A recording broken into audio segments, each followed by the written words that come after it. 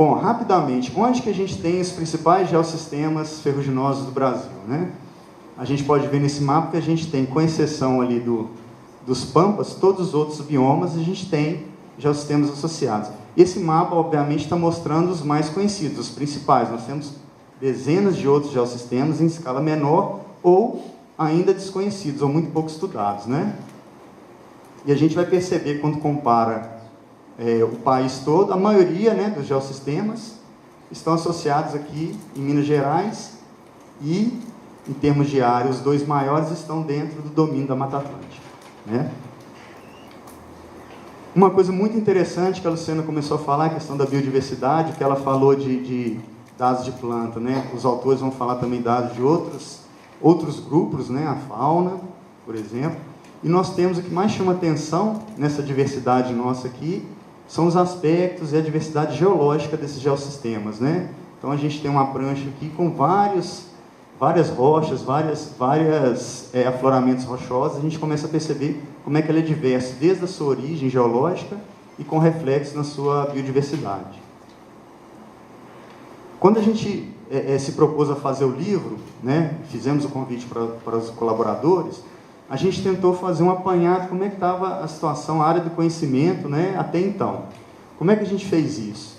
A gente consultou a plataforma, né, da Biblioteca Digital da Cielo, consultamos a plataforma do Portal CAPES, né, com as seguintes buscas: Canga, Itabirito, Formação Ferrífera Bandada, sua versão em inglês, Ferricrete, Iriston, Dory Crush, Sarrad Pens. Então, todas aquelas expressões e palavras que remetem diretamente a essas áreas ferruginosas, né? E a gente buscou isso tanto no título, quanto no conteúdo, quanto nas palavras-chave. O que a gente conseguiu foi 189 estudos publicados com essa busca, né, entre 1962 e 2015. Esse gráfico mostra a distribuição que a gente chama por área de conhecimento, desse número amostral de 189 estudos, periódicos nacionais e internacionais, e o que chama muita atenção, que de certa forma é natural, que a grande maioria deles se remete às geociências, né? Então, lá em cima um gráfico por área de conhecimento, aqui embaixo a gente chama por disciplinas, vamos chamar assim. E, naturalmente, a grande maioria dos 189 estudos se remete à questão geológica, principalmente a geologia econômica, né? A biologia, 20%, e o que a gente chama de socioeconomia. A gente teve um único artigo publicado nessas bases. Então, a gente vê que o próprio conhecimento já começa a ter a sua desproporcionalidade. Quando a gente joga isso na linha do tempo, a gente percebe que esse conhecimento, além de ser relativamente pouco, né, ele é bastante restrito. Ele começa a crescer a partir dos anos 2000, né? E, de certa forma, isso bate com um grande boom nessa renovação da mineração que a gente teve, com o chamado efeito China, novas tecnologias de prospecção. Então, isso, de certa forma, está acompanhando. E o interessante é que Brasil, né, liderando, e Austrália são os países que mais produziram essa informação científica. Obviamente, a gente tem resumos de congresso, nós temos teses sendo produzidas no mundo inteiro, mas não usamos esse banco de dados, né, para essa informação. Então, se a gente considerar a nossa busca e os nossos dois portais, de certa forma, é o painel que a gente tem até o presente momento, né? Muito pouca informação das ciências ambientais publicadas e vamos considerar praticamente nada das ciências humanas publicado nessas condições. Bom, entrando especificamente no livro, né? O livro, além da introdução, a gente tem prefácio e apresentação, nós contamos com 19 capítulos, né? A gente tentou abordar vários temas dentro daquelas 3 grandes áreas de conhecimento. Convidamos pesquisadores nacionais e pesquisadores lá da Austrália também para fazer o estudo de caso de lá. A gente tentou dividir o livro, estruturar o livro, né, começando com os temas das geociências, depois os temas da biologia e finalizando com um grande tema que interage, integra com tudo, né? Aqui eu estou falando, mas a gente filtrou aqui, vou só voltar. Então a gente tem esses 6 capítulos representando as geociências, né? Temos ali 8 capítulos que abordam o tema biologia, 3 capítulos que a gente abordando as ciências humanas, a questão do patrimônio cultural, histórico, arqueológico, né? E nós temos 2 capítulos que tentam abordar a situação de áreas protegidas, e o livro fecha com a grande contribuição do ICMBio e seus colaboradores, falando dos geossistemas no Brasil e as áreas protegidas.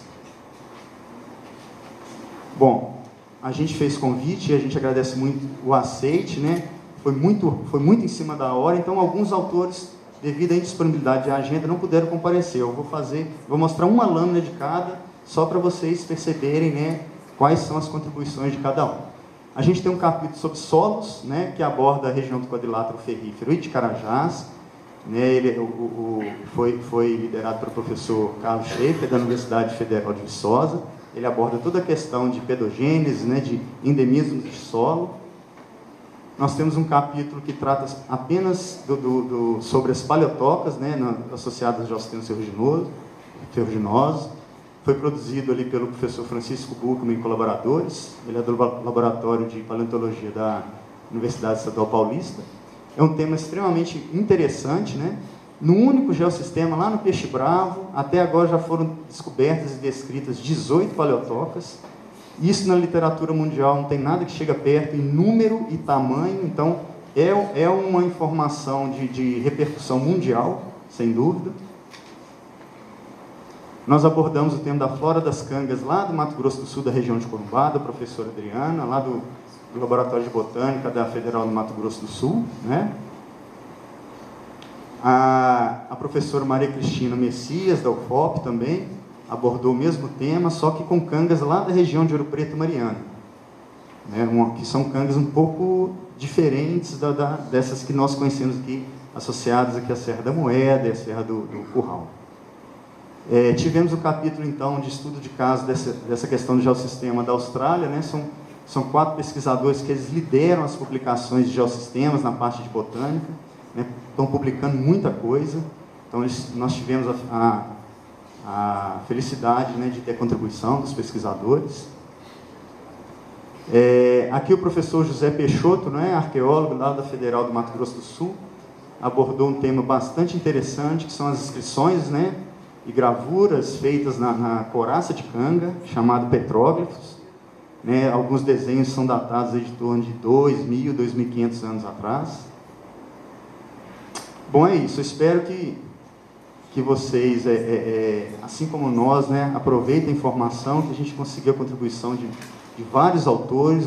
Os textos são muito interessantes. E, a partir de agora, a ideia é a gente convidar os autores para fazer uma breve explanação de cada capítulo produzido. Agradeço a todos a presença.